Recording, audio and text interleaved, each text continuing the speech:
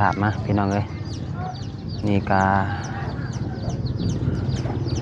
ลายมือลายวันแล้วเนาะที่บามิกกับบได้ลงคลิปพี่น้องเลยมื้อนี้ก็ได้มา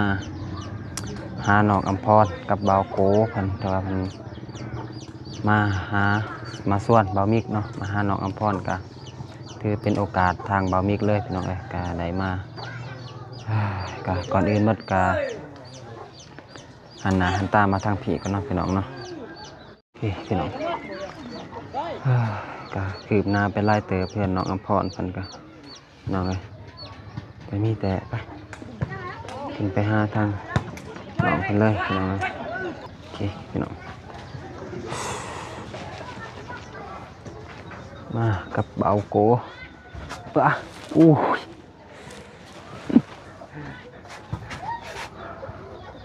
โอ้ต่ำเป็นนิสัยพี่น้องเลย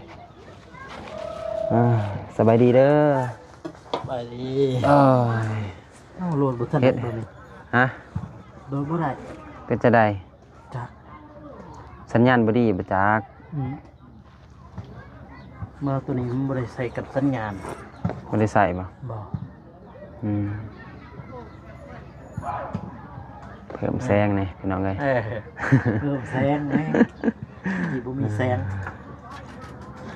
ปิดสไลด์บัดนี้นะจะได้อิ่มหรือว่ากินแตงโมแล้วแตงโมกินทั้งนั่งกินนอนกินอะไรอย่างนี้มาเตียงโมนี่ไงกินลายกินว่ามีกินได้บ่ลายพี่น้องเอ้ยแม่นบ่จะกินได้บ่ลายแม่เดี๋ยวแม่หั่นกินข้าวกับบ่สุหลายอ่ะให้ไหมพี่น้องลืมไหมนะพี่น้องเนาะ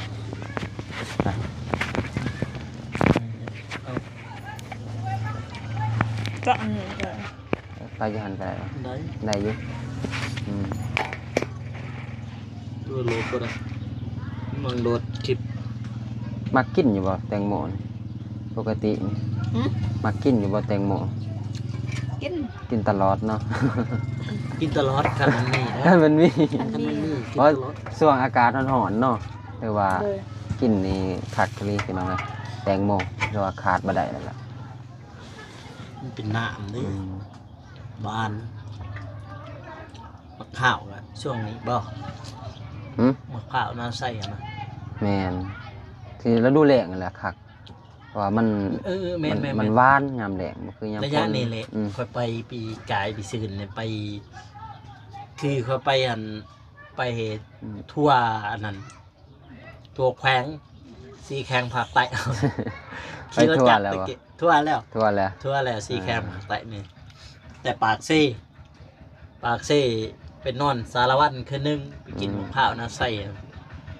นอนคืนนึงตื่นเช้ามากอะกลับมาคืนเพราะมันไม่สอดเด้อมันสอดทางเรางามคนเด้อ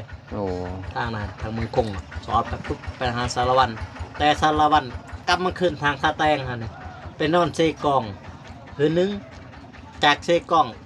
ไปดักจึงอีกนอนดักจึงอีกคืนนึงจากดักจึงลงมาทางเมืองซานไซ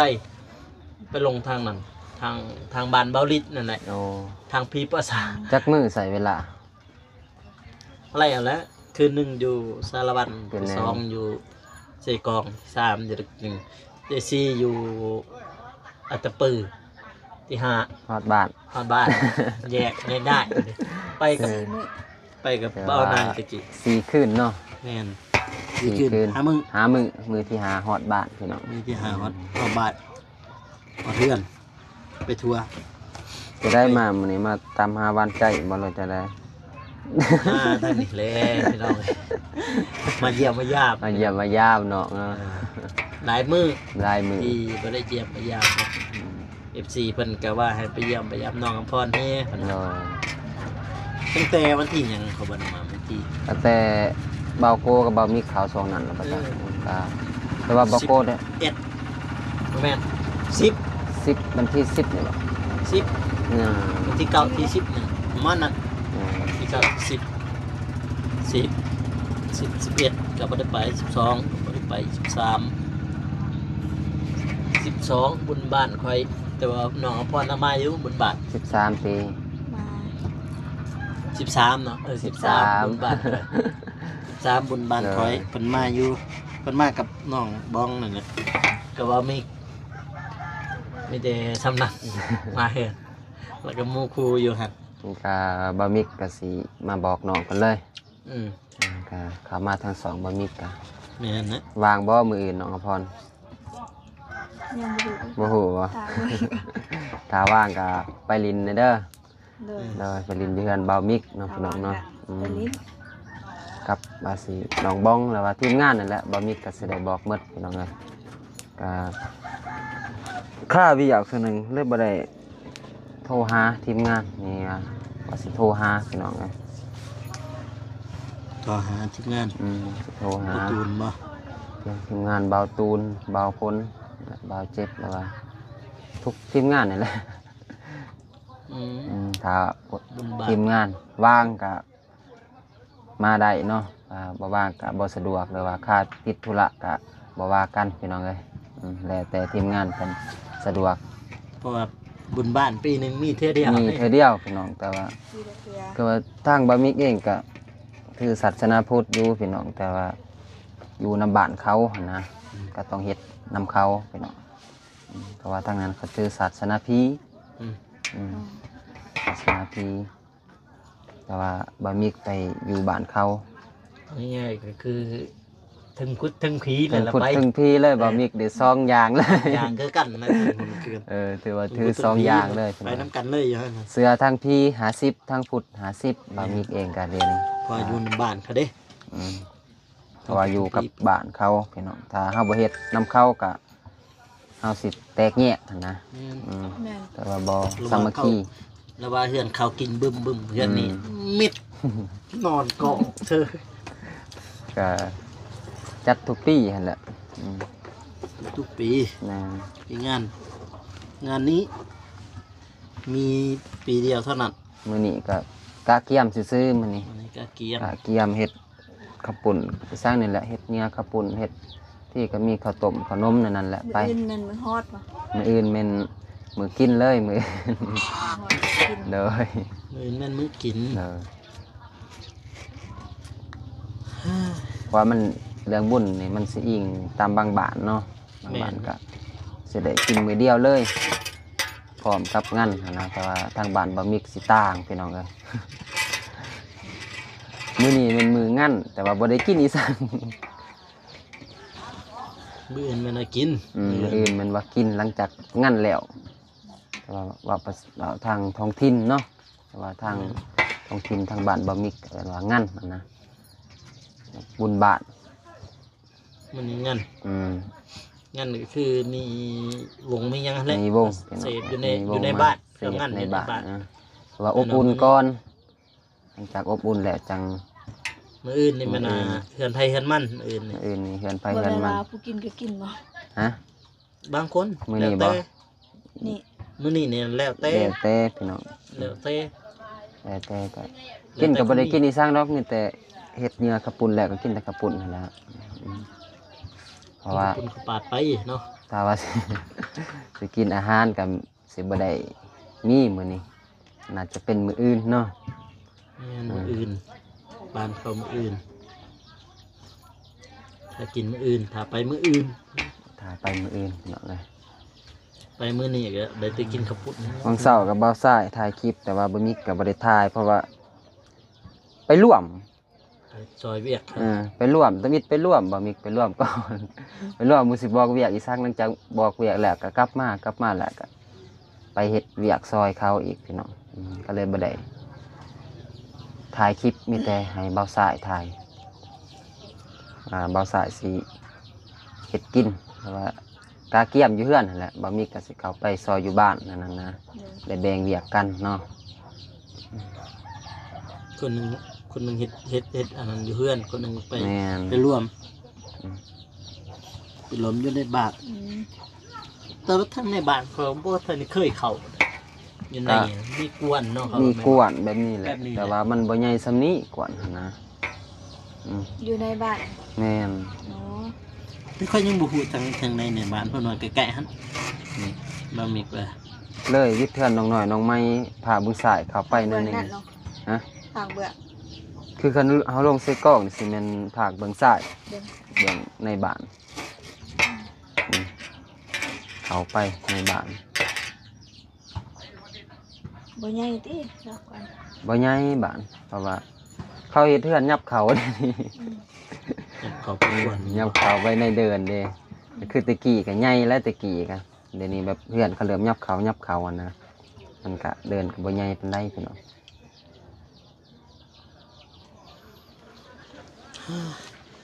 บ่มีอย่างไรกัน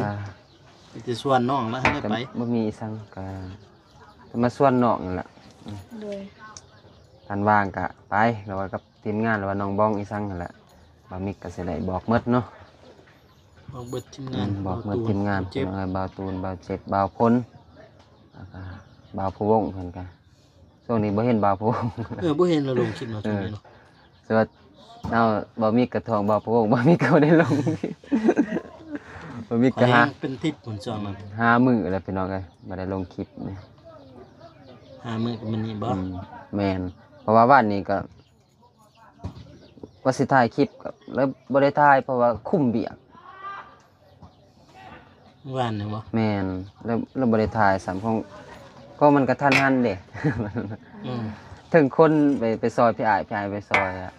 ไปคนมันมีส่วนแล้วก็เอามาพานเลยจนค่ำเฮ็ดเวียกวันนี้ก็เลยบ่ได้ถ่ายคลิปซ้ำพี่น้อย มาถ่ายคลิปจอย แม่นก็แบบว่า คือกันนะขายจองนะก็ เมื่อยเฮ็ดเวียกแล้วก็เลยบ่ได้ถ่ายคลิป ก็เป็นช่วงทิศคุณไปทิศคุณบ่ได้ถ่าย อืม ไม่ถ่ายคลิปคือกันโอ้ยเจ็บเลยนะแสบซ้ บ่ได้อันนั้นบ่ ำ ได้ถ่ายยาหม่องบ่ แสบตื่นที่ มันแซ่บบ่แบบยันหนวดทางได้แบบ บ่ อืม แสบตื่นตัดผมใหม่ ก็ แบบสร้างอันนั้นเด้สร้างเขาจะไปเฮียนน่ะนะ กำลังเฮียนใหม่ว่าซะ เจอสร้างไม้เฮ็ด เจอ เสร็จ สร้างใหม่ เจอสร้างไม้เฮ็ดเสร็จมันพี่น้องเอ้ยดูเจ้าแจ๊บบ่แบบว่าน่ะแบบว่าเขาเจ้ามาเฮียนตัดผมเฮาก็เลยไปใส่บริการอย่างนั้น ลองสีมือใหม่เนาะอืม อันนี้มาแต่บ้านอ้ายบ่ อ่ะ แม่นมาไปหาเพิ่น แม่นไปหาก็เลยบ่มีก็เลยถือโอกาสขึ้นมานำเพิ่นเลยอืม มีโอกาสขึ้นมา มี หา โอกาส แล้วนุ่งไปใส่บ่มันถึงบ่เห็นเนาะ น่าจะอยู่บ้านใหม่ว่าจ้ะ มันจะดูเฮือนใหม่เพิ่นน่ะ แม่น นึ่งเราเขา อย่า บ่ นะ นึ่งเราบ่เขา หนึ่งแล้ว หนึ่งละหนึ่งไว้เติบเนาะ จะ3 โมง นึ่งแต่3 โมงพุ่น อืม 3 โมง นึ่งใหม่อยู่อันนี้ส่วนไหนโอ้ยท้องอิ่มมันเจ็บอิ่มกินหมกโม่เลยถ้าแม่ปลามีเกิน เออนะ ยอมแล้วว่าไม่ได้ ยอมอีสานกำลังกินได้บ่2-3 คำ เอาไว้คาโรงเฮือนก่อนนั่น หากเห็นกิน2-3 คำ อืม หนึ่ง บ่สู้กินปานใดนะจังนี้ก็ หมกโม่นี่บ่ อืมกินบางหมูบ่ได้หลายได้แบบนี้มันอย่างกับ2 วีหรือว่า3 วีสูงน่ะซั่นนะกิน เดี๋ยววีที่3กิน กินน้อยแท้จัดตุ้ยบ่หรือยันทำหนัก อย่างน้ำหนักขึ้นข่อยบ่ได้ น้ำหนักมันเป็นเพียงตัวเลข กินหลายกว่าหมู่เลย คลิปนี้ก็บ่ได้มีสั่งเนาะพี่น้องเนาะก็เว้าหยอกคว้ากันลิ้นไปจังซั่นแหละ นี่ อืม โอ้ย ก็ด้นเติบเลยแต่น้องอำพรปล่อยเพลงกันเนาะ ตั้งแต่มือ ก็ เอามานั่นแหละ ทาง มือแต่เฮาก่อไอ้ช่างก่อห้องน้ำ ก็ห้องน้ำทางไอ้บ่าวนุ่งมื้อนี้ก็เขามานำกันนี่พี่น้องเอ้ยแต่ว่า มันนี่เนาะ บ่ปล่อยให้บ่าวโกมาคนเดียว ตอนนั้นเงาเลยมาคนเดียวเงา เราคนเดียวเงาอยู่เนาะ มาคน อืม แต่ว่ามาคนนี่ก็พอดีเด้ กับผู้ดี พอดีฝน อืม พอดีฝนตก เกือบบ่ทันนั่นติ เกือบหัวหันที่เฮา เกือบจะได้แข่งพ้นนั่นติ เกือบได้แข่งฝนนั่นที่เฮา ทางนี้ก็เศร้าแล้วเนาะ เศร้าเลย แต่ว่า เมื่อกี้เมื่อกี้ฝ่าหอกเลย ห้องอยู่เมื่อกี้แต่ว่าเดี๋ยวนี้ก็เศร้าแล้วพี่น้องเอ้ย ดีแล้วเศร้าอันดีแล้วจะนะฮะเมื่อเปียกอีก เปียกจอดแค่นี้ฝนเศร้าเซฟเลยนะจนกับตักใหม่ ตัดมือได้ เมื่อกี้นี่ต้องเขาจะลงไปบ้าน โอ้ จ้ะเฮกับจักแอ่เลย แปลว่าส่งผมใหม่เลยมื้อนี้เนาะ ต้องพอไม่แล้วมันนี่ แปลงหลังเลย บอสมาห้าพุทธากับต้อง ต้องเสริมรอนเนี่ย เสริมรอเลย เสริมรอบ่เสริมรอผู้สาวบ่มัก แล้วตอนนั้นมันเงาปุ๊ได้เกี่ยวคือไปตั้มเขาหนองพุทธบ่าวปวดแขนจ้อย น้องบุษบาก็ไปมื้อนี้บ่สายไปเอา ไปซอยเฮ็ดหยังกับปุ่น เฮ็ดเนี่ยปุ๊บ อืม คิดเขาปุ๊บจังให้น้องมาหาวนอนแท้ไม่ ฮะ คือมาหาวนอนแต่อยู่ซื้อแกหาวนอนสัก พักผ่อนหน่อยบ่จัก อืมคนนอนน้อย อุ้ย มาได้นอนดึก อืม นอนสำเร็จหมู่ เจอว่านอนแต่หัวค่ำแล้วเนาะคันเฮานอนซำนี้ ก็ โอ้ยนอนหัวค่ำร้ายกะตื่นประมาณ12 โมงตื่น ตื่นแล้วก็นอนไว้ก็ตื่น แต่นอนหลายนอนไรเลย อืม เงินไว้ก็ตื่นไว้ บอกมันเป็นน้ำข้นไป คนขี้ขาดมันก็ตื่นช่วย คนเขาขี้ขาดมันก็ตื่นไวเลย บ่ขนาดบ่มิกก็ยังแปลกเจ้าของขึ้นนะวันเสาร์นี่ตื่นแต่3โมงเอาแล้วบ่เคยฮู้เมื่อซำนี้นะ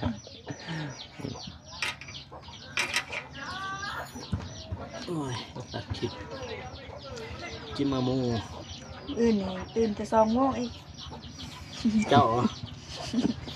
ตื่นไปใช่ชองพงตื่นเสาร์ อายหั่นนะ บ่มิกนี่แน่นอนแล้วแต่ แต่นอนแล้วเจ้าถิ่น อื่นนี่ตื่นแต่2 โมง พยันแต่1โมงเพิ่นบ่จักก็ บ่ได้เฮ็ดกินเท่าว่าแต่1โมงพุ่นน่ะ เอ็ดยังกินมือ หึ เอ็ดยังกิน มื้ออื่นบ่ก็สิ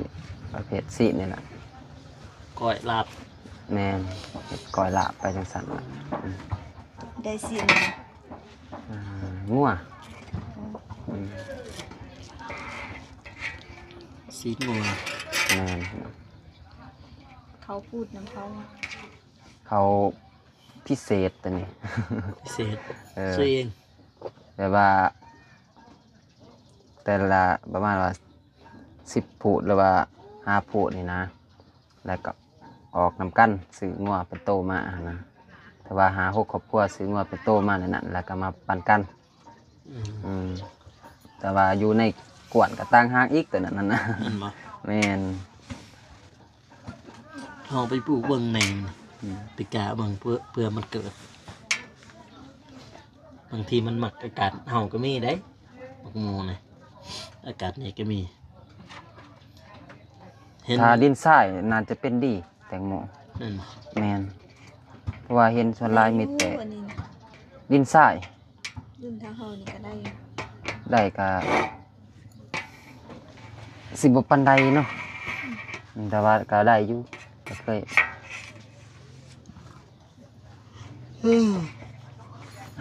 ก็มีแต่สำนันแหล้วเนาะ เออ ก็คลิปนี้ก็บ่ได้มีอีสังหลายพี่น้องเลยก็มีแต่มาดินน้ำหนองเพิ่นแล้วก็บอก ข่าวให้น้องเพิ่นไปลินบุญบ้านบ่มิกเนาะแต่ว่าบ้านจะกำใหญ่ให้น้องเอ้ย แต่ว่าบ้านจะกำใหญ่กับบ้านน้องน้อยกับน้องไม้ล่ะที่ทางทีมงานได้เขาไปหากันจะได้บอกโก ฮะ กลับบ่ ครับกันเลยกันกันแล้ว มานำกันเนาะ มาต้องกัน เราก็ต้องกลับ เราก็ต้องกลับด้วยกัน โอ้ยโอเคเนาะพี่น้องก็มีแต่สำนีแล้วเนาะมีแต่ไว้พบพอกันคนละ เจอกันมื้ออื่น เจอกันมืออื่นพี่น้องแต่บะมิกกระสุกแหละเพราะว่าย่านเขาสิเปิดตู้นั่นแหละพี่น้อง เพราะเพื่อนข้าง ถูกเขาใหญ่บ่ ๆ ง่ายแล้ว เพื่อนไป อันเปิดตูดนี่เปิด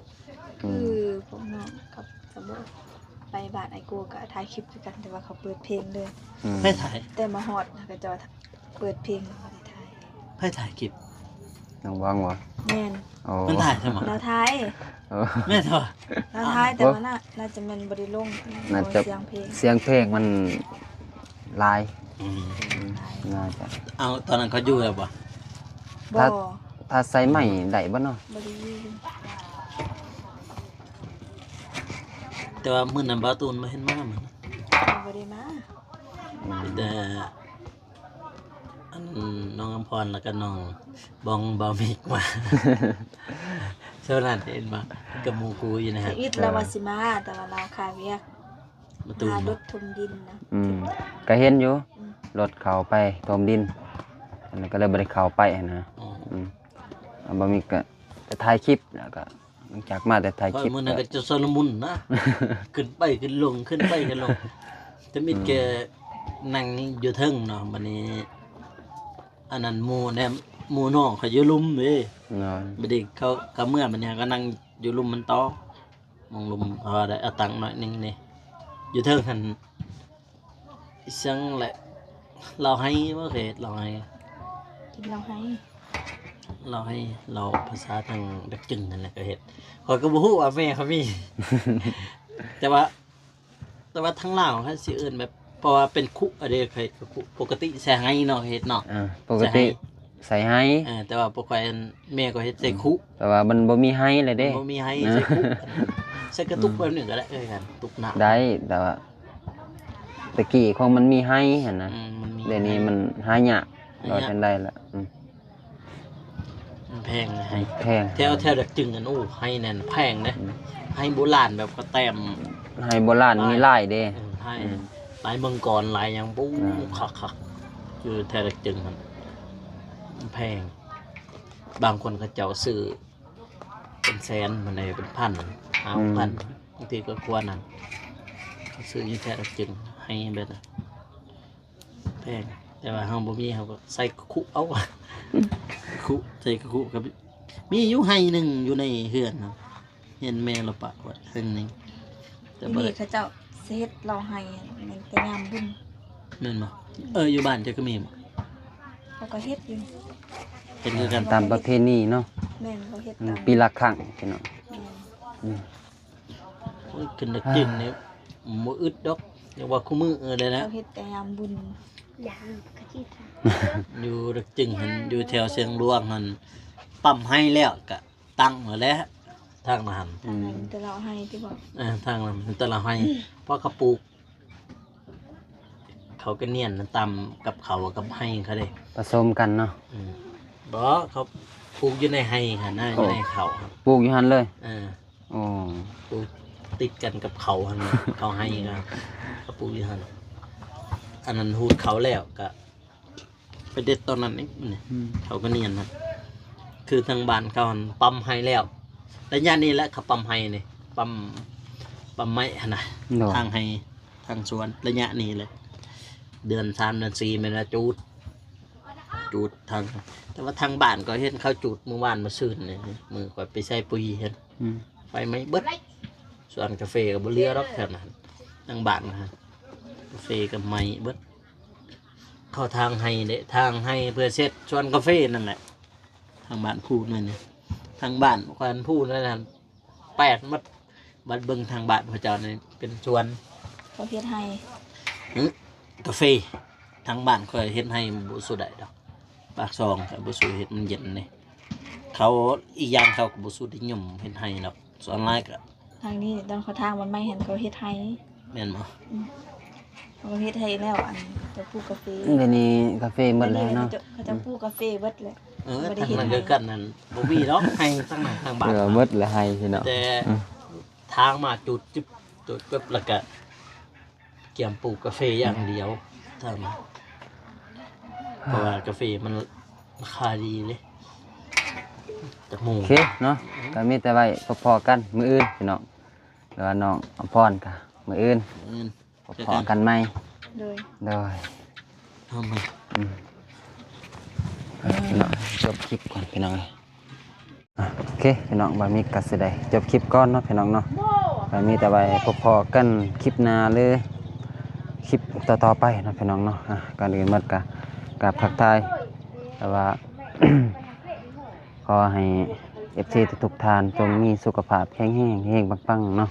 ปรารถนาสิ่งใดก็ขอให้ได้สิ่งนั้นเงินคำไหลมาเทมาบ่เจ็บบ่จนบ่ขาดมือเนาะพี่น้องเนาะก็มีแต่สำนีแหละพี่น้องเอ้ยก็ไว้พอๆกันคลิปหน้าหรือคลิปต่อๆไปนะที่บ่าวมิกทำแล้วก็ขอก่อนอื่นหมดก็ขอกล่าวคำว่าสบายดีเด้อบ๊ายบาย